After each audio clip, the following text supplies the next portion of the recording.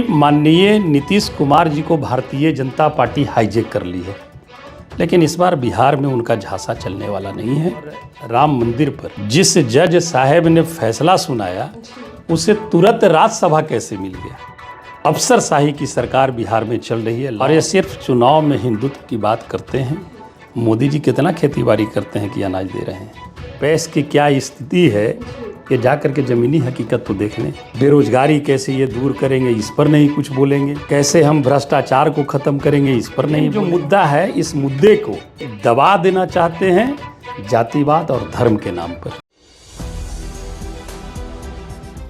नमस्कार, आप देख रहे हैं 4PM, मैं आपके साथ नफीसा खान। बिहार के अंदर चुनाव अभी दूर है, लेकिन उससे पहले ही बिहार की सियासी माहौल जो है वो गर्मा चुका है। जहां एक तरफ बिहार विधानसभा चुनावों से पहले ही दिल्ली से लेकर पूरे देश में मुसलमानों के मुद्दे को लेकर सियासी हलचल तेज है, तो वहीं दूसरी ओर ईद की नमाज को लेकर बवाल है, मुद्दा बन चुका है। वक्फ बोर्ड को लेकर बिहार में हलचल तेज है और सवाल यह है कि आखिरकार एनडीए की सरकार देश के अंदर किस तरीके का माहौल बनाने की कोशिश कर रही है। ऐसे में बातचीत करते और समझते हैं कि बिहार के अंदर जब चुनाव सर पर हैं तो चुनावी सरगर्मियां कितनी तेज हो चुकी हैं और इसी के साथ एक तरफ ऐलान हो चुका है कि इंडिया अलायंस बिहार का चुनाव साथ में लड़ने वाले, यानी कि गठबंधन मजबूती के साथ मैदान में। तो वही एनडीए को लेकर सवाल है कि क्या चेहरा नीतीश कुमार होंगे या फिर इस बार बदलाव होगा। मेरे साथ बातचीत करने के लिए आरजेडी सांसद अभय कुशवाहा जी हैं, जो कि औरंगाबाद से सांसद आए हैं और इस दौरान सांसद का सत्र भी चल रहा है। संसद सत्र को लेकर भी चर्चा करेंगे और समझेंगे किसी के साथ साथ देश के अंदर होली, जुम्मा, ईद और नवरात्रों को लेकर जो सियासत देखने को मिल रही है उसका जिम्मेदार किसको मानते हैं। बहुत बहुत स्वागत है सर आपका। नमस्कार सर, हम पहली बार जुड़ रहे हैं, लेकिन बिहार की सियासत पुरानी है और आप सांसद हैं वहां से। शुरुआत इसी से करते हैं कि बिहार में चुनावों से पहले ही जो हलचल तेज देखने को मिल रही है, ये किस बात के संकेत कर रहे हैं कि क्या बिहार में कुछ बड़ा होने वाला है? देखिए, मैं आपको बता दूं कि बिहार का इतिहास रहा है कि वो परिवर्तन का एक इतिहास रहा है और देश को दिशा देने का काम बिहार ने किया है। आपको ज्ञात होगा देश को प्रथम राष्ट्रपति बिहार से ही मिली, डॉक्टर राजेंद्र प्रसाद जी के रूप में। महात्मा गांधी जी का पदयात्रा बिहार से ही शुरू हुई, मोतिहारी से, और बौद्ध भगवान को ज्ञान की प्राप्ति भी बिहार में हुई, बोध गया में। और वहाँ पर देश में जहाँ विष्णुपथ हमारा धाम है, वहाँ पर मोक्ष की भी प्राप्ति बिहार में ही होती है। तो आप समझ सकते हैं कि बिहार कितना महत्वपूर्ण राज्य है।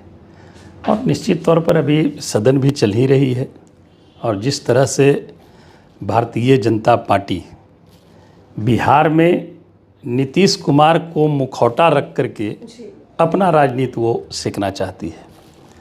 और ये हम ज़रूर कहेंगे कि बिहार की आवाम माननीय मुख्यमंत्री नीतीश कुमार जी की स्थिति को बखूबी देख रही है, क्योंकि जिस तरह का जो उनका स्वास्थ्य का जो स्थिति है अभी, उससे हमारे बिहार वासी भी काफ़ी चिंतित हैं और सारे लोग परेशान हैं कि अब उनका स्वास्थ्य उस लायक नहीं रह गया। और हमारे माननीय नेता तेजस्वी बाबू हमेशा वो चाहे सदन हो या मीडिया के माध्यम से हमेशा वो कहने का काम करते रहे, हमेशा वो लोगों को बताने का काम करते रहते हैं कि माननीय नीतीश कुमार जी को भारतीय जनता पार्टी हाईजैक कर ली है। अब किस तरह से हाईजैक किए हैं ये मुझे बताने की आवश्यकता नहीं है। और चुनाव आता है तो हर एक तरह का परपंच वो अपना फैलाने का काम करते हैं, लेकिन इस बार बिहार में उनका झांसा चलने वाला नहीं है। और मजबूती के साथ माननीय नेता तेजस्वी जी का जो विजन है और जो उनका मुद्दा है, उस मुद्दे के साथ हम लोग बिहार की आवाम पर भरोसा है कि महागठबंधन को स्पष्ट बहुमत देगी। जी सर, बिहार बिल्कुल कहा जाता है कि वो राज्य है जहां से देश की राजनीति प्रभावित होती है। बिहार वो राज्य भी है जहां से राजनीतिक प्रयोगशाला पूरे देश में फैली। लेकिन अब सर, जब बाबा बागेश्वर बीजेपी के कई विधायक नेता वहां घूमते हुए बयान कर रहे हैं कि हिंदुत्व जो देश है वो बिहार से शुरुआत होगी, तो क्या बिहार अब हिंदुत्व का प्रयोगशाला बन चुका है? देखिए, ये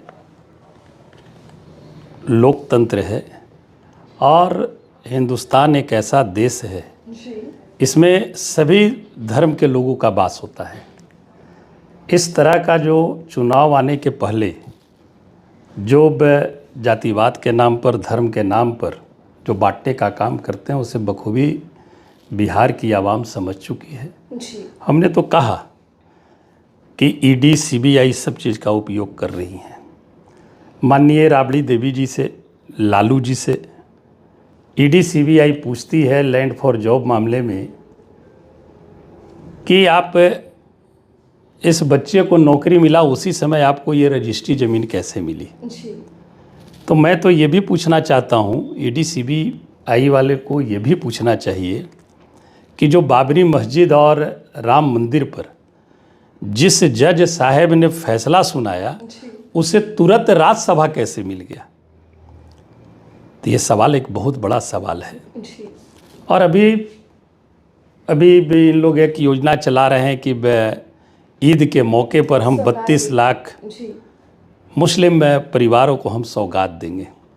अभी हम हौज से आए हैं और हमने 0 आवर में, शून्यकाल में मैंने उठाया कि हमारे के यहाँ 2 महत्वपूर्ण विश्वविद्यालय हैं।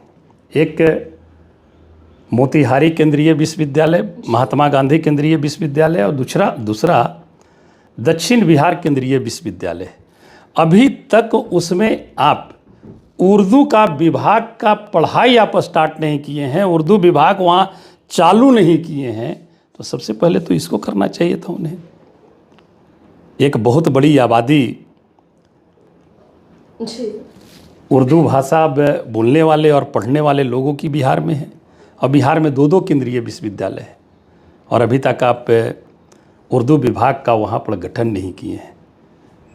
तो ये समझ सकते हैं उनकी मंशा। और कितनों कुछ कर लें, बिहार की आवाम जाग चुकी है।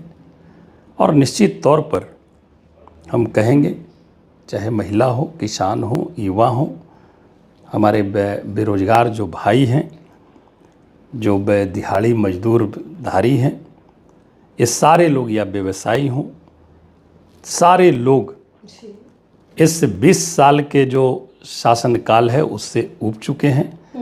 ये अफसरशाही की सरकार बिहार में चल रही है। लॉ एंड ऑर्डर का कहीं पर कुछ पता नहीं चलता है। दिन दहाड़े कहीं लूट हो जा रही है, तनिक्स हो या कुछ हो, एएसआई की हत्या होती है। घटनाएं हमेशा घट रही है। हमारे औरंगाबाद में 3 हत्याएं, 4 हत्याएं हुई, अभी तक उसका कुछ नहीं निष्कर्ष निकला। स्नेहा कुशवाहा का हत्या हो जाता है बनारस में। आप बोलते हो बेटी पढ़ाओ और बेटी बचाओ की बात करते हो, और जहाँ बेटी पढ़ने जाती वहाँ न्याय नहीं मिलती। हम लोग न्याय के लिए भाजपा की वहाँ सरकार और जो मुख्यमंत्री हैं जोगी जी, उनसे मिला, डीजीपी से मिला, अभी तक उसका कोई निष्कर्ष नहीं निकल पाया। तो ये देश की हालत है, और निश्चित तौर पर हम कहेंगे कि देश की इस हालत तक पहुँचाने में सबसे बड़ा अगर कोई जिम्मेवार है तो वो भारतीय जनता। सर, आपने उर्दू का जिक्र किया, और जब बात उर्दू की आई तो कई सवाल आ जाते हैं। सबसे पहले पीएम मोदी सौगाते मोदी मुसलमानों को ईदी भेज रहे हैं, लेकिन उसी की दूसरी तरफ बीजेपी के कई विधायक ये मांग कर रहे हैं कि जो ईद की नमाज होती है वो सड़कों पर ना पढ़ी जाए, छतों पर बैन कर दी जाए। संभल से लेकर दिल्ली तक हम ये सब कुछ देख रहे हैं। दूसरी तरफ उर्दू को लेकर सीएम योगी आदित्यनाथ, यूपी के सीएम, ये कहते हैं कि उर्दू बोलने वाले या उर्दू को बढ़ावा देने वाले लोग कठमुल्ला हैं। आखिर ये किस तरीके की मानसिकता को बढ़ावा दे रहे हैं, और समाज में क्या माहौल बिगाड़ने का सब कुछ कोशिश है? देखिए, निश्चित तौर पर ये माहौल बिगाड़कर, और ये सिर्फ चुनाव में हिंदुत्व की बात करते हैं और ये माहौल बिगाड़ना चाहते हैं। लेकिन ये देश सबका है, चाहे हिंदू हो, मुस्लिम हो, सिख हो, ईसाई हो, बौद्ध धर्मावली के लोग हों, जैन धर्मावली के लोग हों, ये सब का भी उतना ही अधिकार है जितना वो कहते हैं। इसलिए कहीं पर से इन सब बातों का कोई असर पड़ने वाला नहीं है। ये सिर्फ इनका राजनीतिक स्टैंड है, और जब जब कहीं ना कहीं चुनाव होता है तो इस तरह का स्टैंड वो लेकर के सामने आते हैं। अभी आप बिहार में चुनाव हो रहा है, आप देख रहे हैं मोदी सौगात लेके आ रहे हैं। क्या मोदी सौगात है? तो बिहार ये में मोदी चुनाव है। सौगात कहेंगे कि सरकार की सौगात कह सकते हैं। इसके पहले भी बहुत सारी योजनाएं चलती थी, तो उसमें ये कभी नहीं हुआ कि नहीं के नाम से चलती थी, केंद्र सरकार के नाम से चलती थी। जितनी भी योजनाएं थी केंद्र सरकार के नाम से चलती थी। आज भी वो अनाज दे रहे हैं तो कहते हैं मोदी जी अनाज दे रहे हैं। मोदी जी कितना खेती बाड़ी करते हैं कि अनाज दे रहे हैं? अरे ये तो देश के लोगों का टैक्स है, उसी का जो पैसा जाता है उससे आप अनाज, इसके पहले भी अनाज दिया जाता था। लाल कार्ड, पीला कार्ड, उजला कार्ड, ये सारी चीज़ तो थी। उसी को ये सिर्फ अपना लेवल लगा करके दूसरा नाम दे करके ये चलाने का काम करते हैं। अनेकों तरह का बिल ला रहे हैं।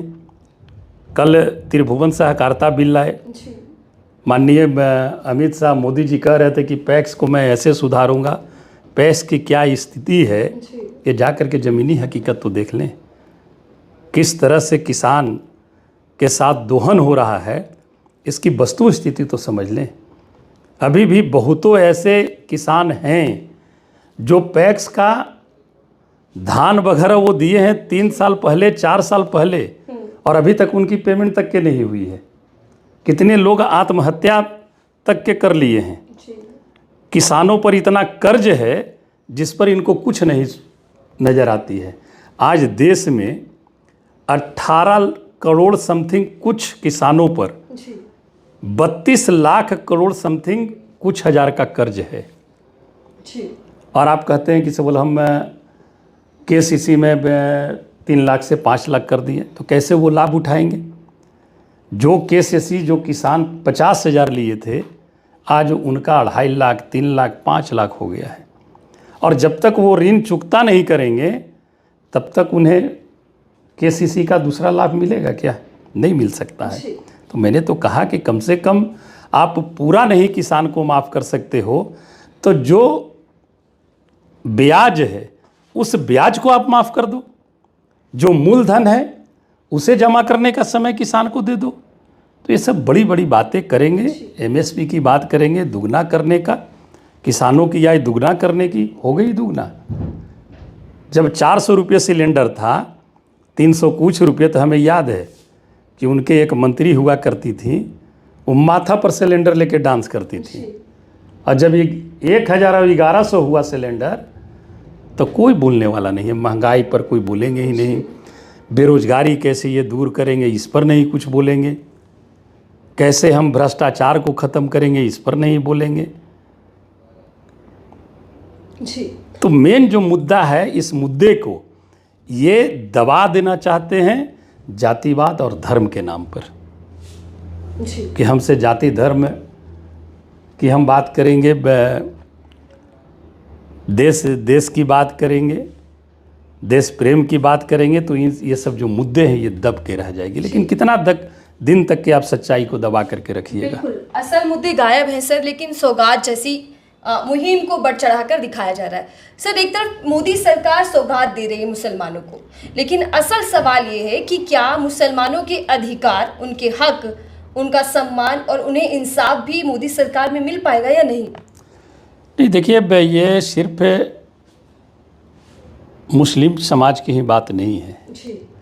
आप तमाम वो वंचित समाज को ले लीजिए जो वंचित हैं। यहाँ सिर्फ इंसाफ कोऑपरेटिव घराने को ही मिलती है।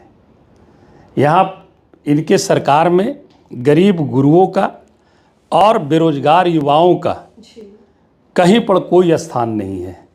किस हालत में हमारे देश के और बिहार के जो गृहिणी हैं, वो किस हालत में, किस महंगाई से जूझकर वो अपना किचन चला रही हैं, इससे उनको कोई सरोकार, कोई मतलब नहीं है। इसलिए ये सिर्फ जो भी चीज़ें ये लाते हैं, जो भी चाहे बिल लाएं या कोई बात अगर रख रहे हैं, तो ये सारा चीज़ ये चुनाव के मद्देनज़र रखते हैं। हम पहले भी बहुतों सारे इंटरव्यू में मैंने बोला कि मैं धन्यवाद देता हूँ देश की महान जनता को कि 2024 के इनके नारे को समझा और 400 पार के नारे जो इन्होंने दिया था उसे 240 पर ला करके खड़ा कर दिया। ये लोकतंत्र के लिए बहुत ही आने वाला समय के लिए ये एनडीए की सरकार, मैं समझता हूँ कि आने वाले समय के लिए बहुत अच्छा नहीं है। जी, आपने सर लोकसभा का जिक्र किया और हमने देखा कि लोकसभा चुनाव के दौरान तेजस्वी यादव पर पीएम मोदी ने हमला बोला था, मटन मछली वाला, और अब वही बयान बीजेपी के नेता विधायक दे रहे हैं दिल्ली के अंदर कि मटन की शॉप बंद हो जानी चाहिए नवरात्रों के दौरान। क्या समझा जाए कि मोदी के ही रास्ते पर अब पूरा एनडीए या फिर विपक्ष बीजेपी सरकार चल रही है? नहीं, हमने तो कल भी कहा है इस पर कि सिर्फ नवरात्रा में ही क्यों बंद हो। तमाम जो पर्व हैं, जितने भी धर्मावलियों का जो पर्व है, वो तमाम पर्वों पर इस पर पाबंदी लगना चाहिए। सिर्फ नवरात्रा के ही दिन क्यों, नवरात्रि के ही दिन क्यों? चाहे जितने भी पर्व हो, चाहे हिंदू का पर्व हो, मुस्लिम का पर्व हो, या ईसाई का पर्व हो, या जैन का पर्व हो, बौद्ध धर्म का पर्व हो, सारे पर्व जो मुख्य रूप से हैं वो सारे समय पे लगने में क्या दिक्कत है? तो फिर एक की ये क्यों बात करते हैं? सारे लोगों को लेकर के चलना चाहिए। तो ये सिर्फ ये दिखाना चाहते हैं कि नहीं, हम सिर्फ उस चीज़ की बात करते हैं, तो ऐसे नहीं चलेगी। देश की जनता बखूबी देख रही है और इनका जो जुमला है उस जुमले को बखूबी देश समझ चुकी है, तभी ना 240 पर लाके खड़ा कर दिया। आज हमारा बिहार, आपको याद होगा माननीय मुख्यमंत्री नीतीश कुमार जी बिहार के विशेष राज्य के दर्जा के लिए हस्ताक्षर यापन यात्रा चलाए थे और तकरीबन करोड़ों लोग हस्ताक्षर कर करके हम लोग माननीय महामहिम राज्यपाल के यहाँ, राष्ट्रपति महोदय के यहाँ सौंपने का काम किए थे। और आज देखिए दोहरी नीति, आप सत्ता में हो, आपके बदौलत सरकार है, तो अब तो आपको विशेष राज्य का दर्जा ले लेना चाहिए। तो विशेष राज्य की दर्जा की कोई बात ही नहीं अब उठती है। मंत्री दूठों मिल गए अपना मलाई चाव रहे हैं, देश बिहार हित की क्या बात करेंगे? एक लॉलीपॉप दे दी जाती है कि 11,500 करोड़ रुपया हमने कोसी में पुनर्निर्माण के लिए दे दिया, तो पुनर्निर्माण नहीं हो रही है, वो पदाधिकारी और नेताओं की लूट के लिए उन्होंने दिया है। आप अगर कोसी को रियल में बाढ़ से मुक्ति देना चाहते हैं या दक्षिण बिहार को सुखाड़ से मुक्ति देना चाहते हैं, तो आप ही के प्रधानमंत्री जी का एक योजना था, अटल बिहारी वाजपेयी जी का, नदी एक दूसरे नदी को जोड़ने का। आप नेपाल सरकार से बात करते, नेपाल की तराई से कोसी गंडक जितना है उसमें बाढ़ आती है, आप वहाँ पर हाई लेवल डैम अगर बन जाती तो आप बिजली का भी उत्पन्न कर लेते, तो इस पर कोई चर्चा ही नहीं करेंगे। सर, आपने नीतीश कुमार को लेकर हमने देखा बीते दिनों में कई चर्चाएं चली, यहाँ तक कि राष्ट्रगान के अपमान को लेकर भी सवाल उठे। एक तरफ तो बीजेपी और एनडीए सरकार जो राष्ट्रवाद का जाप जपती है, लेकिन दूसरी तरफ राष्ट्रगान का अपमान करती है, तो ये जो दोहरा चेहरा है एनडीए का, इसको क्या समझा जाए? देखिए, हम एक ही चीज़ कहेंगे, पहले भी बहुत सारे लोग बोले कि अगर इनके के यहाँ अगर कोई गलती करे तो वो सब माफ़ है ना। अगर वही गलती अगर कोई दूसरे के यहाँ लोग करें तो मत कहिए इन लोग क्या क्या करने लगेंगे। निश्चित तौर पर राष्ट्रगान और इसके पहले भी कई को सरकारी कार्यक्रम में और कई को व्यक्तिगत कार्यक्रम में भी जिस तरह से माननीय मुख्यमंत्री जी का क्रियाकलाप रहा है, निश्चित तौर पे उनके स्वास्थ्य के प्रति ये दिखाता है कि उनका स्वास्थ्य सही नहीं है। और जब स्वास्थ्य सही नहीं है तो इस पद पर मैं समझता हूँ कि बने रहना उचित नहीं है। ये मुख्यमंत्री का पद है, आपको तो खुद इस पर संज्ञान लेना चाहिए, आपको खुद देखना चाहिए। अब आपको जाकर के आराम करना चाहिए, नए लोगों को मौका देना चाहिए। और आप पहले कहे भी थे, महागठबंधन की जब सरकार बनी थी तो वो कहते थे भी कि अरे अब हम कितना दिन देखेंगे, आगे तो तेजस्वी ही न देखेगा। तब वो मौका आ गया है, हालांकि आपके साथ नहीं, महागठबंधन के साथ ही रह करके इस बार बिहार को मौका निश्चित तौर पर 5 साल के लिए आप मौका देने जा रहे हैं। ये लोग जहाँ माननीय नेता हमारे लॉ एंड ऑर्डर पर सवाल खड़ा करेंगे तो चल जाएंगे 2005 के पहले, चल जाएंगे 2005 के पहले की बात करने। अब 2005 के पहले 1990 के पहले वाली स्थिति कभी बिहार में नहीं आ सकती है। सत्ता में महागठबंधन पहले भी रही, 2014 से 2015 में महागठबंधन की सरकार बनी, 7 निश्चय योजना लागू हुआ, कहाँ जंगल राज आ गया था। 17 महीने फिर सरकार रही, कहाँ जंगल राज आ गया था, मंगल राज था। युवाओं को रोजगार बट रही थी, गांधी मैदान में रेला लगा हुआ था और बटा रोजगार। तो ये सब दिग्भ्रमित करने का काम करते हैं। कुछ दिन पहले तो आप ही नीतीश कुमार का स्वागत कर रहे थे, दरवाजे खुले बता रहे थे, और अब अचानक से कह रहे हैं कि पद से इस्तीफा दे देना चाहिए, बेटे को मुख्यमंत्री बनाना चाहिए। देखिए, तो आरजेडी का स्टैंड क्या है? देखिए, हम लोग का स्टैंड साफ है और कभी हम लोगों ने नहीं कहा दरवाजा खुला है। लालू यादव ये माननीय राष्ट्रीय अध्यक्ष हमारे लालू प्रसाद यादव जी, वो आए भी थे अपने मन से।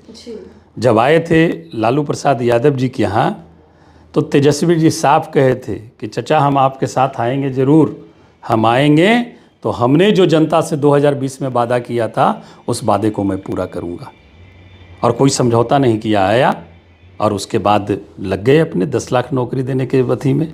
आपको याद होगा उनका भाषण शपथ ग्रहण का, जब शपथ ग्रहण खत्म हुआ उसके बाद भाषण दे रहे थे मुख्यमंत्री जी, क्या बोले थे कि अरे ये तो 10 ही लाख बोलता है, ये मीन्स तेजस्वी जी तो 10 ही लाख बोल रहा है, हम 10 लाख और देंगे, टोटल 20 लाख देंगे। ये ऑन रिकॉर्ड है, शपथ ग्रहण में गांधी मैदान में नीतीश कुमार जी ने बोला। तो ये तो साबित करता है ना उनका भाषण कि ये जो रोजगार का जो सोच था, जो विजन था, ये कोई नीतीश कुमार जी का नहीं बल्कि तेजस्वी जी का ये विजन था। और उसी के विजन के चलते महागठबंधन की 17 महीने की सरकार बनी तो लोगों को नौकरी मिला। और आज ये सब भाजपा वाले बोले लगते हैं अरे सरकार मुख्यमंत्री न देते, तब मुख्यमंत्री जी तो आप 15 साल से हैं, तो काहे नहीं रोजगार बांट दिए थे भाई इतना। तो ये चाहे जो भी कह लें, सारे युवा बिहार के लोग जानते हैं। और निश्चित तौर पर जो घोषणाएं हुई अभी, हमारे माननीय नेता ने कहा कि मैं डोमिसाइल सिस्टम लागू करूंगा। अरे भाई, अब 5 साल के लिए मौका दे रहे, एक मौका तो दे के देखिए, मौका एक बार दीजिए और एक नया उदय के साथ निश्चित तौर पर बिहार आगे बढ़ेगा। जी सर, मैं 2 सवाल और ले रही हूँ बिहार की राजनीति पर ही सर। एक तरफ विपक्ष बिहार का ये मानता है कि नीतीश कुमार बीजेपी के लिए मजबूरी है, बल्कि समीकरण भी ये बता रहे हैं कि एनडीए में नीतीश कुमार मजबूरी बन चुके हैं, लेकिन बिहार में मजबूरी और केंद्र में ज़रूरी है नीतीश कुमार। तो ऐसे में स्थिति क्या नज़र आ रही है कि क्या केंद्र पर भी इसका असर पड़ेगा, बिहार के जो चुनावी नतीजे होंगे? देखिए, निश्चित तौर पर मैं तो ये ज़रूर कहूँगा कि माननीय नीतीश कुमार जी को अविलंब केंद्र सरकार का समर्थन वापस ले लेना चाहिए, क्योंकि बहुत सारे वादे हैं। आप बिहार के जो लोगों के साथ जो वादा किया था कि अभी हमारी वहाँ सरकार केंद्र में नहीं है, हमारी सरकार अगर आएगी तो मैं बिहार को विशेष राज्य का दर्जा दिलाऊंगा। आप महागठबंधन में जातीय गणना कराइए, और जातीय गणना करा करके जब हम लोग रिजर्वेशन दिए तो उसको किस तरह से भारतीय जनता पार्टी ने बैकडोर से, कोर्ट से उसको रोकने का काम किया। आपको ये मांग करना चाहिए कि या तो विशेष राज्य का दर्जा दो आप हमें बिहार को, और पूरे देश में जातीय गणना करा करके उसको 9वीं अनुसूची में शामिल कर करके आरक्षण दो। तो ये सब मांग रखें और इसी मुद्दे पर उनको समर्थन वापस लेना चाहिए। ये बिहार की जनता देख रही है, और नहीं तो निश्चित तौर पर 2025 में एनडीए को सबक बिहार की महान मतदाता जरूर देगी। जी सर, बिहार चुनाव एनडीए वर्सेस इंडिया, कौन ज़्यादा मजबूत नज़र आ रहा है, ये सवाल मैं आपसे ज़रूर लूँगी। हालांकि आप आरजेडी के सांसद हैं, लेकिन इसी के साथ बीजेपी की स्थिति क्या है? क्योंकि बीजेपी लगातार जो बयान दे रही है उससे मालूम पड़ रहा है कि वो इकला चलो वाली राजनीति भी कहीं ना कहीं खेलती नज़र आ रही है। देखिए, वो जैसे चलना चाहते हैं चले, और बिहार में सबसे ज़्यादा मजबूत हमारे मतदाता मालिक हैं, और मैं मतदाता मालिक का सम्मान करता हूं।